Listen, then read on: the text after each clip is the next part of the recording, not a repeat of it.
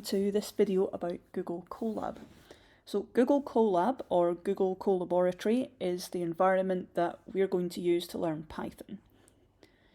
It's something that's come out of Google Research, and you can get to it directly by typing colab.research.google.com into any web browser, and it will take you to a page like this. And what you can see is that we have a table of contents. On the left hand side, we can move between each of these sections. And inside the main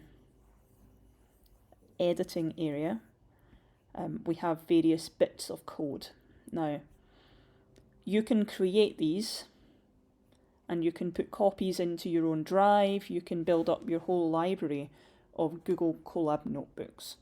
So what happens when we access one? So to do that, I'll go to the My Dundee, and this first Colab notebook, so this very first program that we want to write, Hello World, let's open that, and we get to this page where I've put a bit of information in around what Google Colab is and how you can edit it, etc. The important part up here is this section, this reminder. Now, if I make any edits to this page and then I move on to a different page in my browser, those edits will be lost. And so what I would encourage you all to do is every time you get a new Colab like this, if you say File, Save a Copy in Drive, you'll see it says down at the bottom, Saving a Copy, and then it's opened me up a copy of Hello World. Now, I can go into my Google Drive and I can find that. So this is my Google Drive. I've got various folders. One of them is my Colab notebooks. That will appear by default when you create your first Colab notebook. You might want to call it something else. You can put them any place inside your drive. But we can see here, copy of Hello World. And that's the copy that it's created. So I can now come into this document, make any changes I want, and it will always be saved inside my own drive. So the way that it works is that up at the top corner you see this connect button. What that's doing is it's connecting me to a server in Google, which will do the processing of my Python for me. I'm effectively accessing a remote computer at Google, and it will tell you how much memory and how much disk space you have and you're using. It'd be very impressive if we managed to reach that. So all you want to do is see that there's a tick there and that you're connected. I can have various bits of text, but the bit we're interested in is this bit here, this code. So if I press play or run, you can see that the output has appeared. So this part here at the bottom is the console, and this top part here is the editor.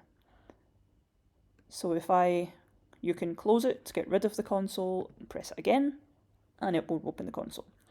If you edit that, you will see any changes in the console every time you run it. So rather than it say Hello World, I'm going to change that to say Hello Rachel.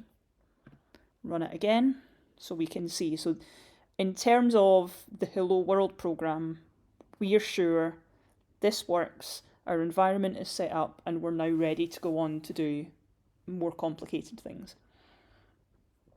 If you want to, you can add notes to this. You can basically, anytime you've got a copy, make that file make it yours. So when you kind of just hover over in the gaps between, you see you can either put in code or text. So maybe you think that you want to take some notes. Your notes go here. And when I click off, you can see that I've now got some notes. So if it helps you, as you go through, every time you create your copy, do something, put notes in it, rearrange things if it makes sense to you, whatever, it's then your own notebook to do what you want. So the other thing that I suggest you do is to create a sandbox file. Create some files for you just to test things and play with things. So in order to do that, if you go to New, and then you can see Google Colaboratory, click on that, and it's opened me up a whole brand new file. So I've got an untitled file. I can give that a name and carry on doing whatever I want to do. So in this case, what I'm going to do is I'm going to put some text in.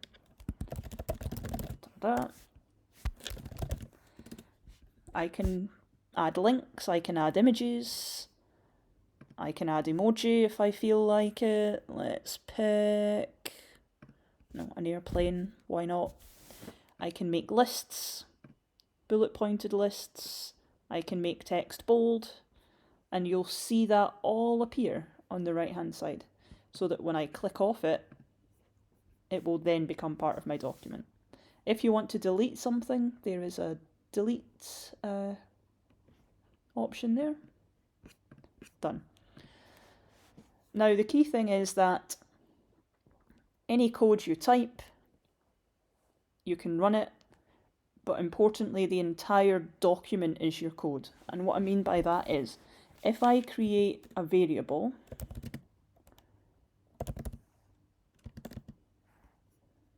sorry, just name,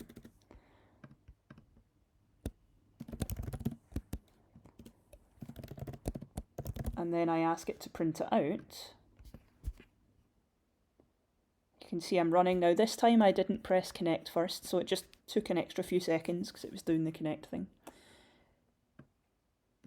So I've created a variable called Rachel, more on variables to come, but the important thing is that that thing called name, it's remembered all the way through this document. So if I create under here some text, and then later on I say, actually I'd like to add some more code now, I can ask it to print that name again, and it will do it. So anything that happens before is remembered. That's really important, because if I were to disconnect that computer and only run name,